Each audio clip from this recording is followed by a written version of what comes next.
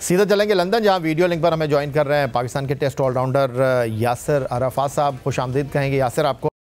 Yasir, Pakistan team ने इस test series में मुज़ामत की है, ख़ास तौर पर अगर न्यूलैंड्स केप टाउन की मैं बात करूं। 600 एक बड़ा स्कोर होता है और पहली इनिंग में आप 194 रन पर आउट हो जाएं तो फिर दूसरी इनिंग में आपके पास कुछ करने के लिए बचता नहीं है। लेकिन 421 रन के खसारे में जाने के बाद आपका ओपनर ज़ख्मी है और आपने 200 प्लस की ओपनिंग शराकत बनाकर जनूबी अफ्रीका को जो है वो एक अच्छा मैसेज दिया।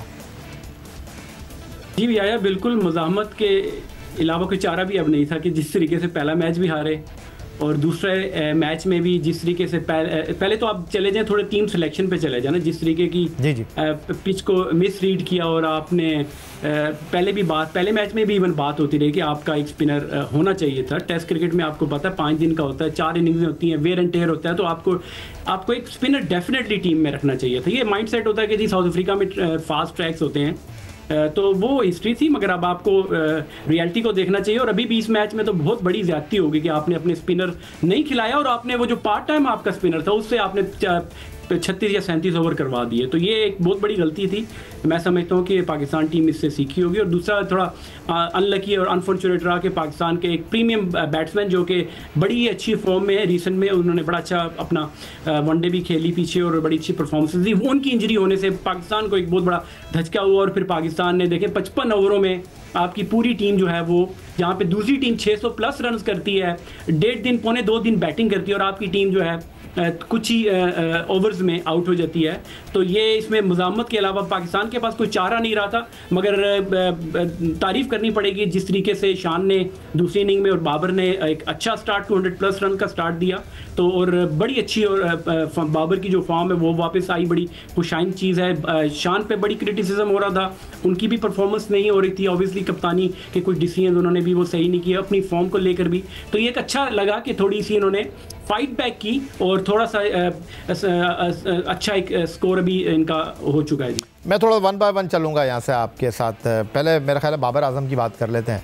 आपने उनको इंग्लैंड के ख़िलाफ़ सीरीज़ में पहले टेस्ट मैच के बाद ड्रॉप किया, वक्त का तकाजा भी था और बाबर आजम से परफॉर्मेंस नहीं हो रही थी, लेकिन जनूबी अफ्रीका के दौरे में आपने उनके ऊपर एतमाद किया, एक तजुर्बेकार बैट्समैन को खिलाने का फ़ैसला किया। आपको लगता है कि बाबर आजम का अच्छा कमबैक है? 4 इनिंग में 3 निफ सेंचुरियाँ, वनडे सीरीज़ में 2 निफ सेंचुरियाँ, बाबर आजम को हम कह सकते हैं फॉर्म में वापस आ गए? देखिए, जो बाबर का स्टेचर है, जो उनका पास में अगर उनकी परफॉर्मेंसेज है की तो बहुत एक्स्ट्राऑर्डिनरी परफॉर्मेंसेज उन्होंने बड़े बड़े हंड्रेड्स और बड़ी बड़ी परफॉर्मेंसेज दी हुई हैं।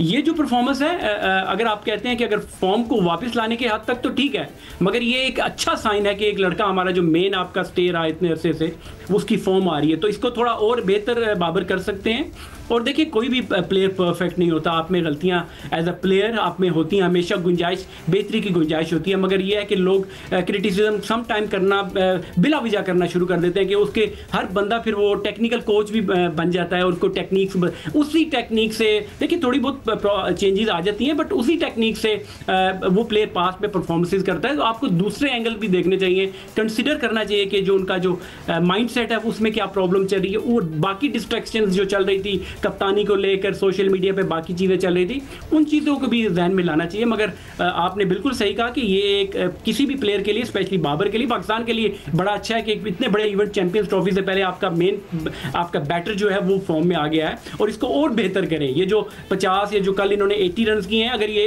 100 करते तो इनका कॉन्फिडेंस भी और बड़ा अच्छा लगता कि एक हमारा प्लेयर दोबारा फॉर्म में आ गया। अच्छा यासिर, ये जो आपने बड़ी अच्छी बात की कि कभी आप की जो वीकनेस होती है वो जनाब ज़बान से ज़्यादा आम हो जाती है, और ख़ास तौर पर मैं शान मसूद के हवाले से बात करना चाहूँगा।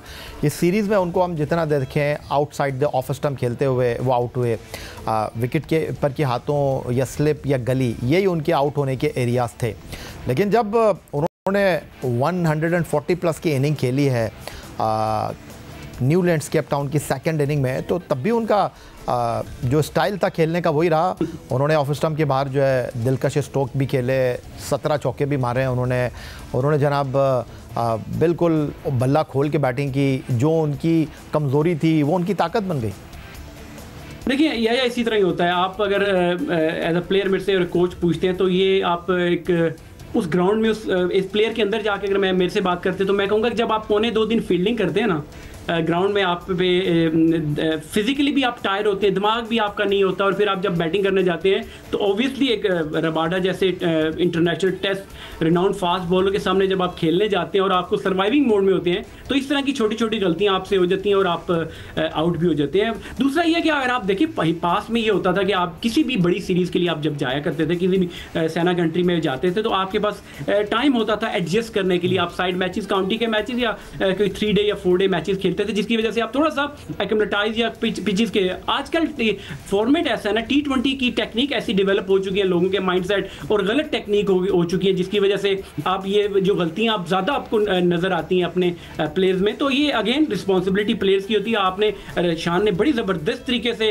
अगली इनिंग में खेला और अपने क्रिटिक्स को एक बड़ा अच्छा जवाब दिया, 145 कर दिया। तो ये जो आप कह रहे हैं कि अपने नाकदीन को उन्होंने जवाब दिया है, अपने बल्ले के साथ टेस्ट क्रिकेट में 6ठी सेंचुरी स्कोर की है। इंग्लैंड के खिलाफ 3 टेस्ट मैचों में 100 किया था, जनूबी अफ्रीका के खिलाफ 2 टेस्ट मैचों में ये उनका 100 है। तो आपको लगता है कि वो जो बात हो रही थी कि जी शान मसूद का कप्तान रहना तो दूर की बात है, अब टीम में भी नहीं रहेंगे, तो आपको लगता है उनको लाइफ लाइन मिल गई है?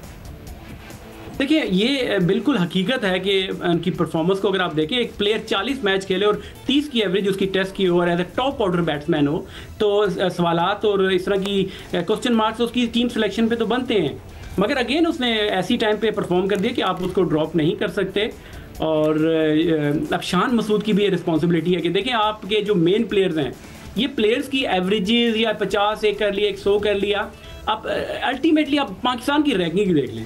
अगर ये खुदा ना खासा पाकिस्तान ये मैच आ रहा था तो आप 9वें नंबर पर आ जाते हैं। तो आपको तो ऐसे प्लेयर्स और उनकी जो परफॉर्मेंसेज हैं वो इफेक्ट करनी चाहिए, आपकी रिफ्लेक्ट करनी चाहिए, बल्कि आपकी टीम की परफॉर्मेंस पे।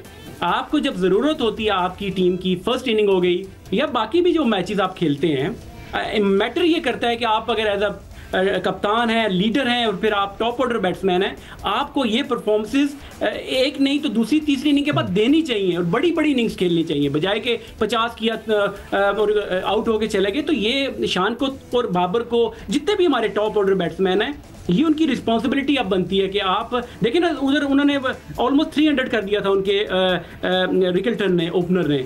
अब वुमन ने आके रिस्पॉन्सिबिलिटी उन्होंने किया, उनके कीपर ने देखे साल में उसकी 3री या 4थी सेंचुरी है उसकी। तो इस तरह आपको अपनी परफॉर्मेंसेस टीम की विन के लिए, और इसीलिए वो देखें 11 टेस्ट इस साइकिल में वो खेले हैं और मैक्सिमम नंबर ऑफ मैचेस वो जीते हैं, जिसकी वजह से उनकी ऑब्वियसली उनकी प्लेयर्स की परफॉर्मेंस थी। बल्कि यासिर, अगर आपको याद होगा 2024 की शुरुआत में उन्होंने अपने डोमेस्टिक T20 की वजह से अपने तमाम जो टॉप क्रिकेटर्स थे उनको रोक लिया था और न्यूजीलैंड एक नई टीम को भेज दिया था, जिसमें अगर मैं गलती नहीं करा आधे दर्जन से ज़्यादा खिलाड़ियों ने न्यूजीलैंड के खिलाफ डेब्यू किया था। वो बुरी तरीके से हारे थे वो टेस्ट सीरीज़। बिल्कुल, और आपने उसका जिक्र किया और वो हम लोग बिल्कुल वहाँ न्यूजीलैंड में मौजूद थे और हमारी मौजूदगी में ही उनकी टीम आई थी। हम तो हैरान हो गए थे कि ये साउथ अफ्रीका की सीनियर टीम है या उनकी ए टीम है। तो बाद में हमें किसी ने बताया ये टेस्ट सीरीज खेलने के लिए आए हुए हैं। तो बिल्कुल आपने सही कहा कि उनकी नहीं था उस टाइम उन्होंने उस तरह की टीम भेजी, उन्होंने अपने ऐसे T20 के लिए लड़कों को, क्योंकि देखिए कमिटमेंट होती है, फाइनेंशियली आपको देखना होता है, पहले की जो कमिटमेंट्स होती है उनको पूरा करना पड़ता है। मगर हैट्स ऑफ टू देम कि उन्होंने, आप देखें कि जो उनका रेशो रहा है, विन रेशो, वो बेहतरीन रहा है। और देखिए अब लोग बातें तो कर रहे हैं कि हल्की टीमों के खिलाफ, मगर ये जो FTP है, जो भी स्केड्यूल, ये साउथ अफ्रीका ने तो नहीं बनाया। ये अगर आप इंग्लैंड की, अगर इंग्लैंड का एक माइकल वॉन अगर टीवी पे बात कर रहे हैं कि जी ये उनको डिजर्व नहीं करते थे, तो आपकी टीम 22 मैचेस खेली है, 22 मैचेस में आपकी रेशियो क्या है? आप आधे मैच तो आप हारे हुए हैं, 11 या 10 मैचेस आप हारे हुए हैं। तो ये आप बातें कर रहे हैं, बट अगेन साउथ अफ्रीका अभी अच्छी क्रिकेट खेल रही है।